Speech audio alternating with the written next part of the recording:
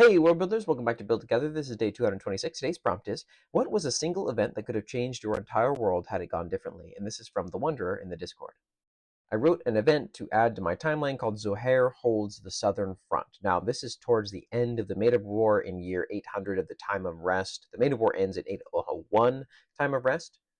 And Marcus Lepic, a well-known general strategist of the Zyclester forces, leads what is called Operation Head Splitter towards Zoher's southern border.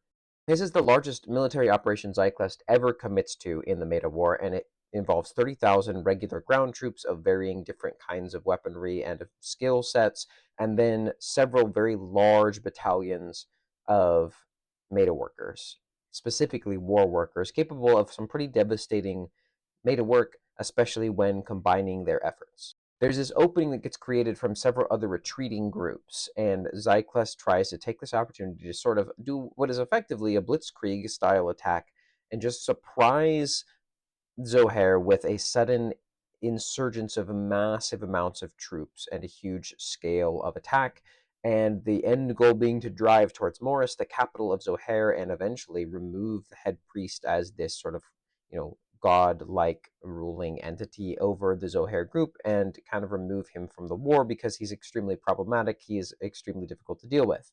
This would then open the window to the west over the Axel Mountain range for Zyclest to easily pour in across the Ornsire Empire and then subsequently into Clascaria and basically take this massive swath of land, and they would have control of pretty much everything, perhaps being only rebuffed at this point by the elves. However, when they get to the southern front, it is as though Zoher knew it, and the largest fielding of Sundered Priests is there to meet the largest fielding of Zyclest warriors. There is catastrophic levels of carnage. Well over half of the regular ground troops are killed. Dozens and dozens and hundreds of Sundered Priests end up dying in the muck and blood of this nasty location.